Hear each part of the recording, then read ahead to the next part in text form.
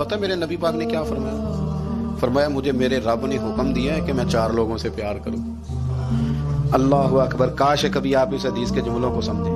اور یار اللہ نے حکم دیا ہے محبوب پیار کرے، حضور کس سے؟ تو پہلے 3 مرتبہ نبی پاک نے ایک ہی شخص کا نام لیا، فرمایا علی سے، علی سے، علی سے، پھر فرمایا ابو ذر غفاری سے، پھر فرمایا جناب مقداد سے، پھر فرمایا سلمان فارسی سے۔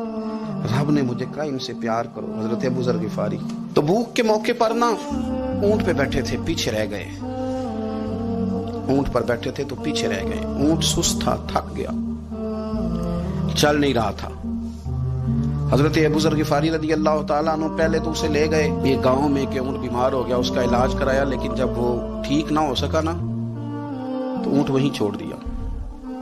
حضور صلی اللہ علیہ وسلم کے پیچھے ضرور پہنچنا ہے میدان تبوک میں، تو جو سامان تھا وہ سارا پشت پہ رکھا اور اکیلے ہی چل دیے، تنے تنہا اور پیدل۔ سامنے سے گرد اڑتی ہوئی نظر آئی تو لوگوں نے کہا حضور پتہ نہیں کون آیا ہے۔ فرمایا تمہیں نہیں پتہ، مجھے تو پتہ ہے نا، ابو ذر غفاری آیا ہے، ابو ذر غفاری آئے۔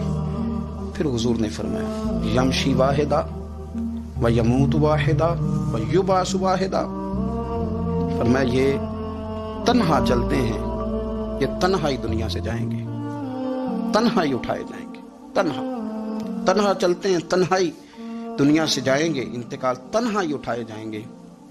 یہ بہت زیادہ سختی کرنے لگے صحابہ پہ، بہت زیادہ۔ تو حضرت عثمان غنی رضی اللہ تعالیٰ عنہ نے فرمایا کہ آپ اپنے مزاج کے لحاظ سے تو درست ہیں، پر جو چیز آپ طاری کرنا چاہتے ہیں جب شریعت گنجائش دیتی ہے تو آپ کیوں اتنی سختی فرماتے ہیں؟ تو فرمانے لگے ٹھیک ہے پھر مجھے ربضہ جانے کی اجازت دے دو۔ ربضہ ایک بستی تھی، جنگل تھا، وہاں کوئی آتا جاتا نہیں تھا، اسی کسے دے کچھ نہیں چلا کرتے نہ کچھ ہڈا دردی۔ حضور نے کہا تھا نا یمشی واحدہ، تو اکیلا چلے گا، ربضہ چلے گیا۔ حضرت سیدنا عثمان غنی نے کہا یہ کچھ بکریاں لے جاؤ، دودھ پی لیا کرنا۔ فرمایا عثمان مجھے مال کی تو ضرورت پہلے دن سے ہی کوئی نہیں، مجھے تو رب رسول کی ضرورت ہے، ان کی کرم نوازیاں میرے ساتھ رہتی ہیں۔ تشریف لے گئے، وہاں تنہا کھجور کے خشک ٹکڑے کھاتے، عبادت کرتے، اللہ کو یاد کرتے۔ بڑے بڑے لوگوں نے آ کے کہا کہ ابو ذر آپ کی بڑی شان ہے، ہمارے ساتھ چلیں۔ فرمایا چھوڑو، کہاں منشور ہم اور کہاں ہنگامے محبت کے، ایک حجرے میں رہتے ہیں، خدا کو یاد کرتے ہیں، ضرورت کوئی نہیں، جہاں ہوں نا وہاں میں ٹھیک ہوں، حاجت نہیں۔ وصال کا وقت آ گیا، دنیا سے جانے کا ٹائم آ گیا، اکیلے ہیں، بیوی ہے اور بیٹی ہے، جنگل کا علاقہ ہے، حج ہو گیا، رستے بند ہو گئے، بیمار ہو گئے۔ اپنی اہلیہ کو بلا کے کہنے لگے اب میں بچوں گا نہیں، اب جانے کا وقت آ گیا۔ میں نے فقیری جو حضور کی دیکھی تھی اس میں نے وقت گزارا ہے، اور دیکھ میں جا بھی فقیری میرا لے سجدہ سا توڑ دی پائی، جان بھی دیتی تیرا تیرے، اب جانے کا وقت ہے۔ تو اس طرح کرنا، اگر تیرے پاس کوئی کپڑا ہوا تو مجھے کفن دے دینا، نہ ہوا تو اللہ کے سپرد کر دینا۔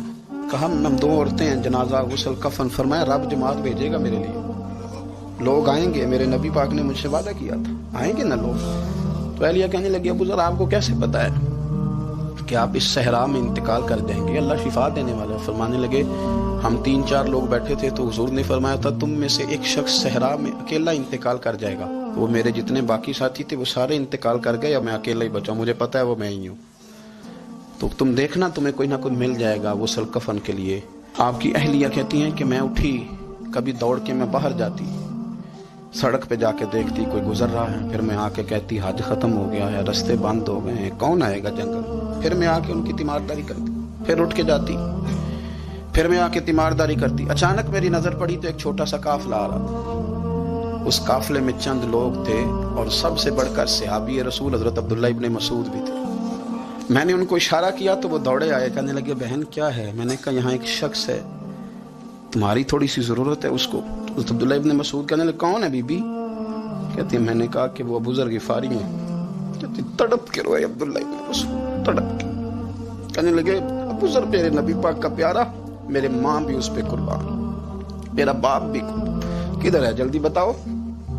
کہتی میں لے آئی، 4-5 لوگ تھے وہ، تو سیدنا ابو ذر غفاری کہنے لگے عبداللہ میرا وصال ہو جائے گا لیکن یاد رکھنا میری بیوی کے پاس کفن کے لیے کپڑا موجود نہیں، وہ لہو سجنا سا توڑ ہی نہیں پائی، جان بھی دیتی تیرا تیرے کفن کے لیے کپڑا نہیں ہے، لیکن تم میں سے نا وہ بندہ کوئی کپڑا نہ دے جو کبھی کسی سرکاری عہدے پہ رہا ہو، وہ بندہ میرے کفن کے لیے کپڑا نہ دے کسی سرکاری عہدے پہ رہا ہو۔ ایک انصاری جوان کہنے لگا ابو ذر میں کبھی کسی عہدے پہ نہیں رہا، اگر آپ میری چادر قبول کر لیں کفن کے لیے میں ٹھیک ہے، میں نے نا حضور کے طریقے پر زندگی گزاری ہے، چپ کر کے میرا جنازہ پڑھ دینا اور مجھے کہیں اور نہ لے کے جانا، اسی کسی تے کچھ نہیں جو لگتے تو نہ کوئی ساڈا دردی، یہیں کسی صحرا میں جنگل میں یہیں کوئی قبر کھود کے مجھے دفن کر دینا، مجھے جانے نہیں ہے کسی جگہ۔ حضرت عبداللہ ابن مسعود رضی اللہ تعالیٰ عنہ نے جنازہ پڑھایا، اور اس درویش کو جو 5ویں یا 4تھے مسلمان ہیں ان کو وہاں دفن کیا۔ جب خبر پہنچی نا مدینے تو سب سے زیادہ آنسو مولا علی نے بہائے، سب سے زیادہ حضرت علی نے۔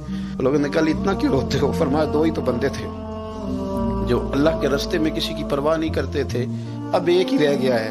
کہا حضور کیا مطلب؟ فرمایا 2 ہی تھے، ایک ابو ذر اور ایک علی، اب اکیلا علی تو رہ گیا، وہ چھوڑ کے چلے گئے۔ حضرت سیدنا ابو ذر غفاری